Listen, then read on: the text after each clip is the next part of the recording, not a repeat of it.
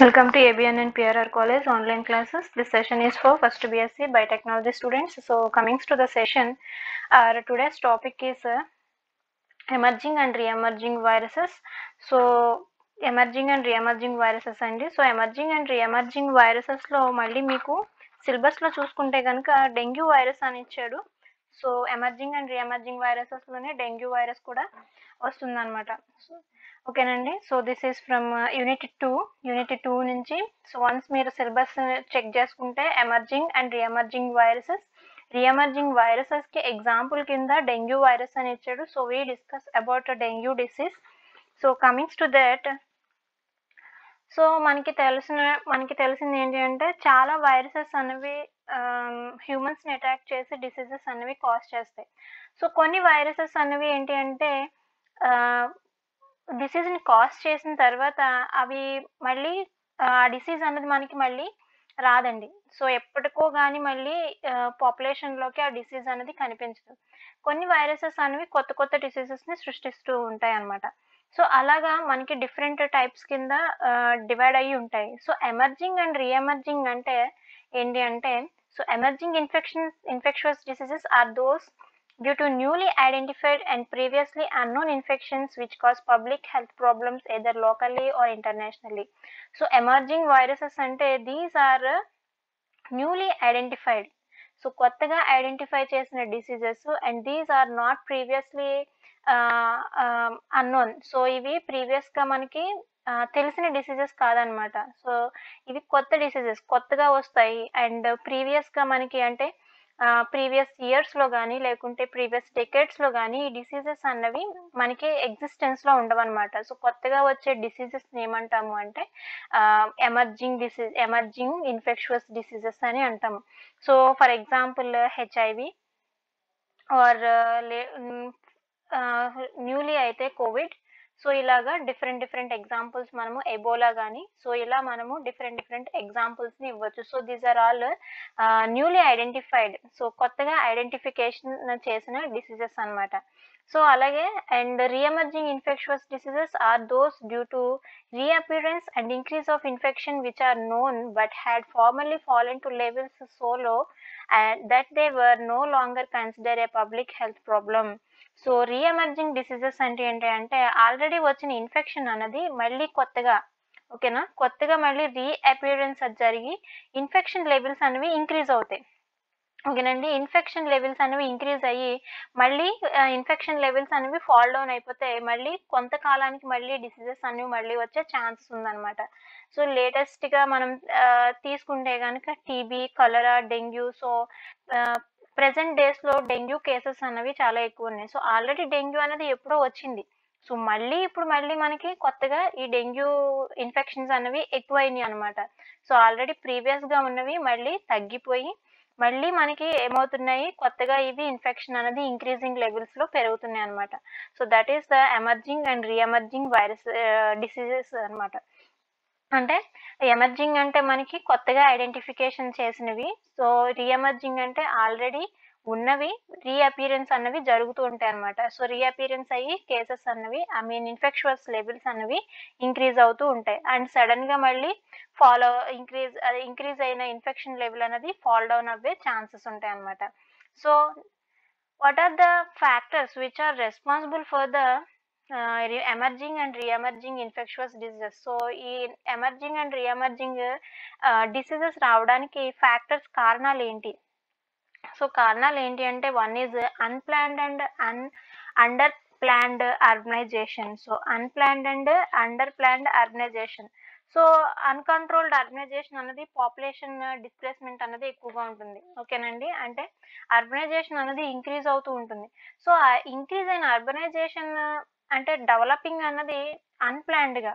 ఓకేనా. సో అన్ప్లాన్డ్గా ఉండడం అండ్ అర్బనైజేషన్లో మనకి ఏంటి అంటే ఎక్కువ crowded of humans increasing.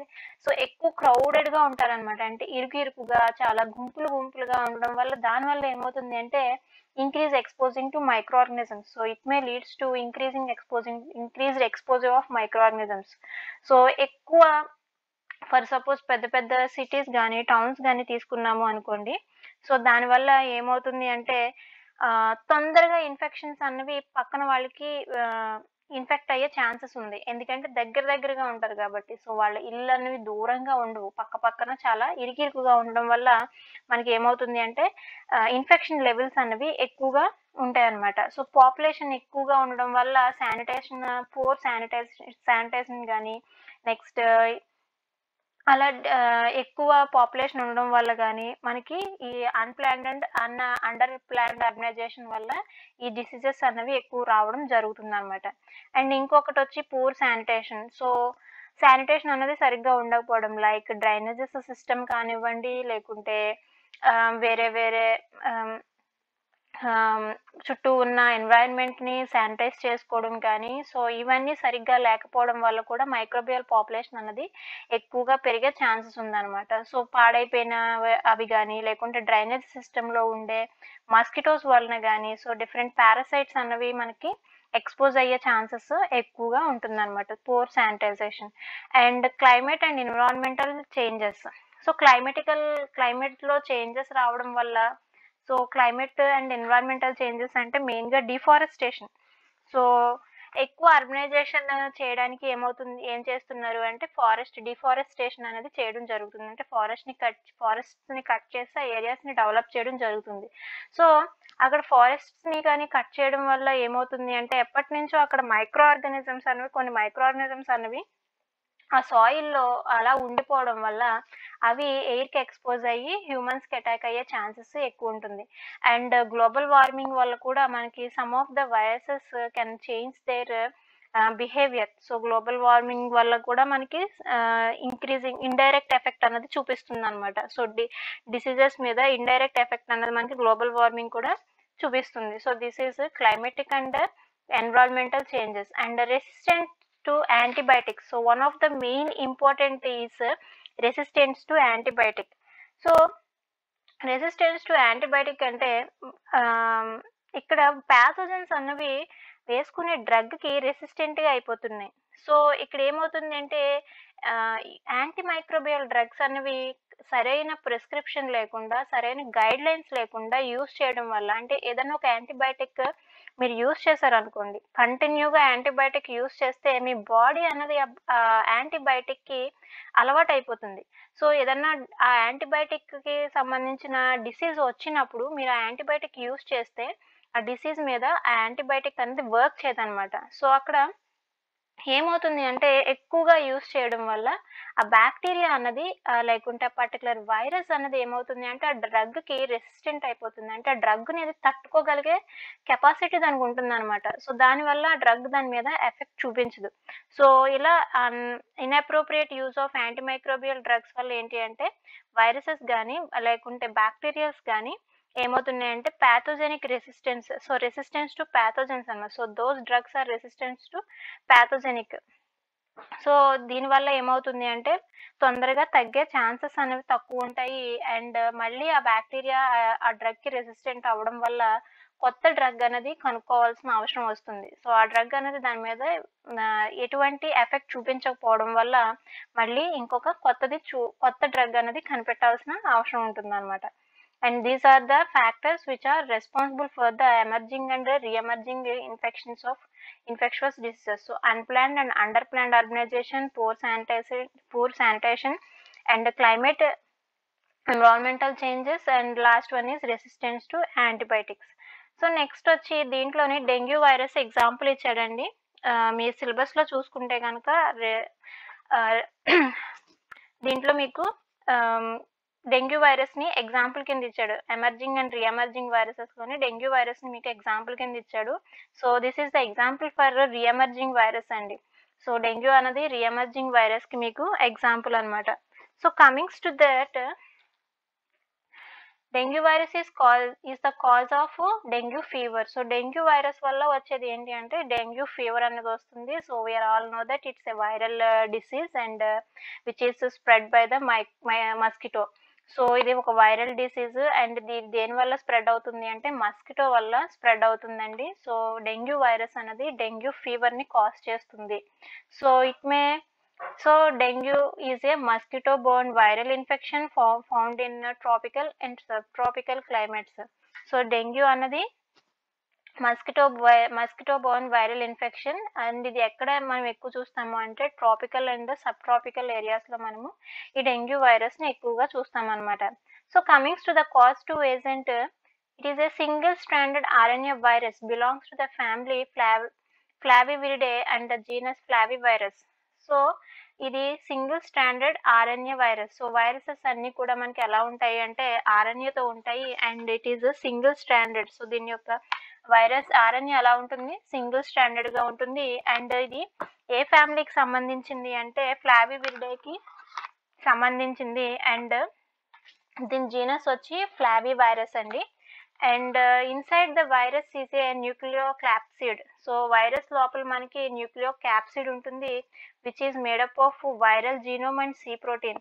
So viral జీనోమ్తో ఉంటుంది అండ్ దీంట్లో మనకి సి ప్రోటీన్స్ అన్నవి ఉంటాయి అన్నమాట.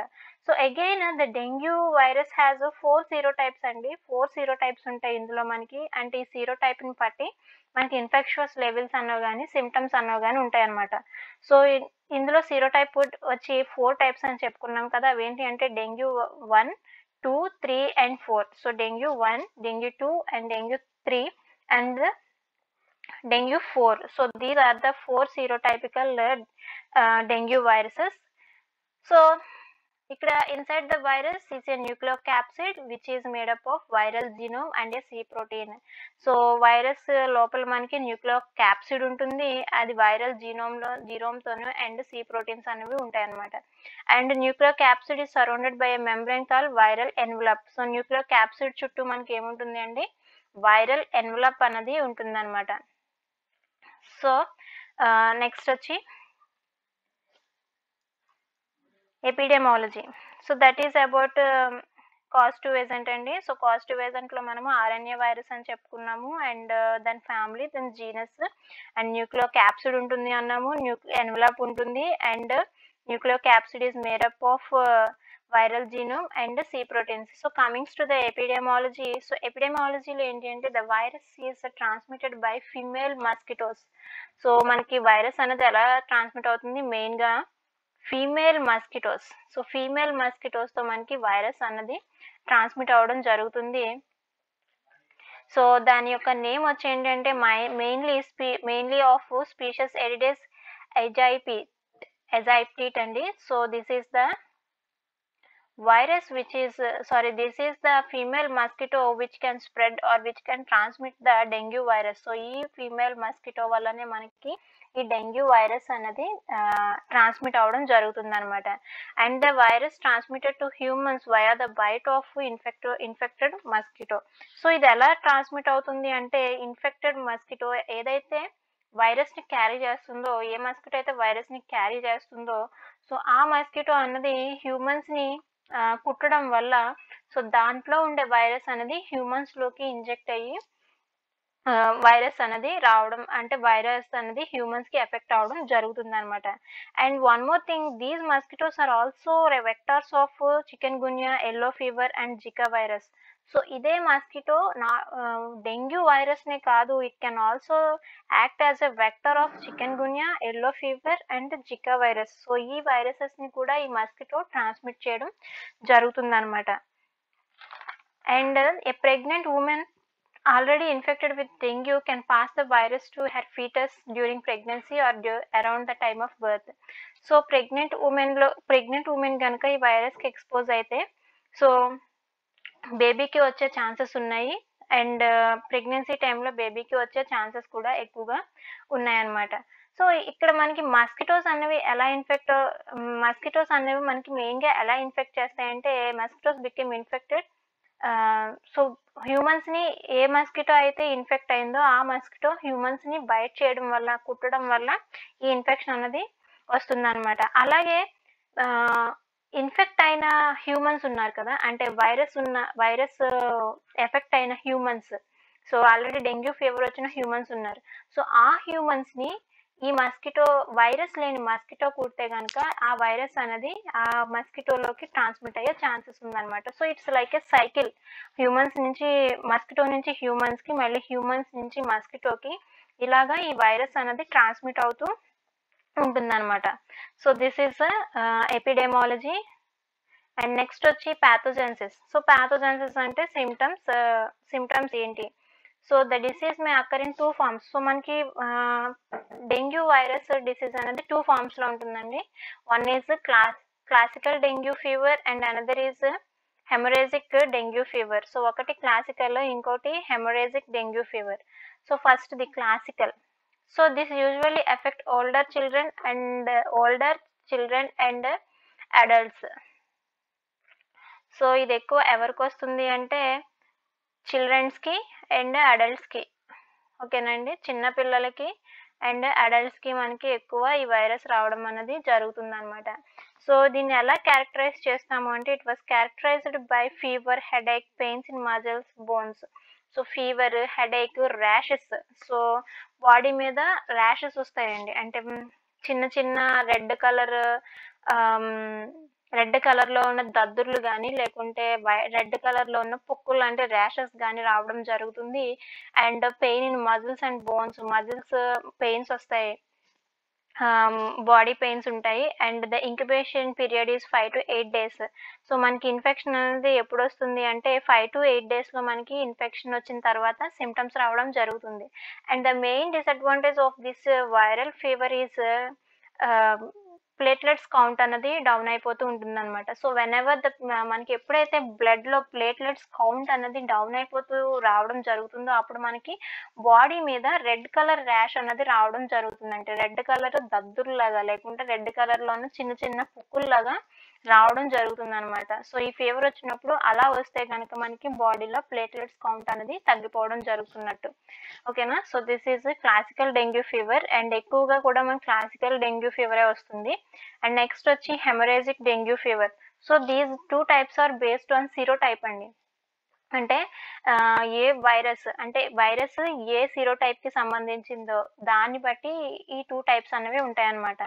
And haemorrhagic dengue fever. So dengue may also occur in more serious forms which hemorrhagic manifestation with shock. So hemorrhagic manifestations అనేవి ఉంటాయి. And this is very serious అండి. సో ఇది ఎక్కువగా సివియారిటీ ఎక్కువ ఉంటుంది హెమరేజిక్ డెంగ్యూ ఫీవర్ అనేది. And the symptoms like those of dengue fever. So మామూలు fever లాగే హెడేక్, ఫీవరు, ర్యాషెస్, పెయిన్స్ ఉంటాయి. And also haemorrhagic rashes, thrombocytopenia and shock. So thrombocytopenia గానీ, షాక్ రావడం గానీ మనకి జరుగుతుందనమాట. సో ఇది వెరీ సీరియస్ అంటే హైయర్ లెవెల్స్ అండి. సో మాక్సిమం మనకి ఎక్కువగా వచ్చేది ఏంటి అంటే క్లాసిక్ అన్నదే ఎక్కువగా రావడం జరుగుతుంది. అండ్ ఈ హెమరేజిక్ డెంగ్యూ ఫీవర్ అన్నది సివియారిటీని బట్టి ఉంటుంది. సో థ్రోంబోసైటోపెనియా అంటే లో ప్లేట్లెట్ లెవెల్స్. సో ఫైనల్లీ ఏమవుతుందంటే మనకి లో ప్లేట్లెట్స్ అంటే సివియారిటీ పెరిగే కొలది మనకి థ్రోంబోసైటోపెనియా అన్నది రావడం జరుగుతుందనమాట. అంటే ప్లేట్లెట్స్ లెవెల్స్ అనేవి డౌన్ అయిపోవడం జరుగుతుంది. దాన్ని ఏమంటాము అంటే థ్రోంబోసైటోపెనియా అంటాం. అంటే మనం డిసీజ్ అనేది స్టార్టింగ్ లెవెల్‌లో ఉన్నప్పుడు అంటే ఫస్ట్ మనము ట్రీట్మెంట్ అన్నది తీసుకుంటే ఈ సివియారిటీ స్టేజ్‌కి రాకుండా మనకి హెల్ప్ అవుతుందనమాట. So these are the 2 different types of forms which occurs in dengue fever. And next వచ్చి finally laboratory diagnosis. So laboratory diagnosis అన్నది ఏం చేస్తాము? సో ఎలా ఐడెంటిఫికేషన్ అన్నది చేస్తాము. So demonstration of IgM antibodies in serum provides early diagnosis. So మనం బాడీలో సీరమ్‌లోని ఐజీఎం యాంటీబాడీస్ ఉంటాయి. సో ఆ యాంటీబాడీస్‌ని మనము డెమాన్‌స్ట్రేట్ చేయడం ద్వారా అంటే యాంటీబాడీస్ అనేవి మనకి ఈ ఇన్ఫెక్షన్ వచ్చినప్పుడు 2-5 డేస్‌లో మనకి యాంటీబాడీస్ అనేవి ఎక్కువగా ప్రొడ్యూస్ అవుతాయన్నమాట. సో వాటిని బట్టి మనకి ఈ వైరస్‌ని ఐడెంటిఫికేషన్ అనేది చేస్తాం. అండ్ ఎలా చేస్తాము అంటే ఎలిసాని యూజ్ చేసి. సో ఎలిసా ద్వారా మనము ఈ ఐజీఎం యాంటీబాడీస్ అనేవి డిటెక్ట్ చేసి ఈ వైరస్‌ని ఐడెంటిఫికేషన్ చేయడం జరుగుతుందనమాట. సో మనకి మెయిన్‌గా ఎక్కువ ప్రివెన్షన్. సో మనము చుట్టూ ఉన్న ఎన్వైర్న్మెంట్‌ని క్లీన్‌గా ఉంచుకోవడం. సో మస్కిటోస్‌ని వెక్టార్ కంట్రోల్స్‌ని యూజ్ చేయడం. We can eliminate the mosquitoes and vector controls. And మన చుట్టూ ఉన్న ఎన్వైర్న్మెంట్‌ని క్లీన్‌గా ఉంచుకోవడం ద్వారా మనం ఈ వైరస్‌ని రాకుండా చూసుకోవచ్చనమాట. So this is all about your class today emerging and reemerging virus from second unit. So the dengue virus అన్నది రీఎమర్జింగ్ వైరస్కి ఎగ్జాంపుల్ అండి. So this is all about your class today. Thank you.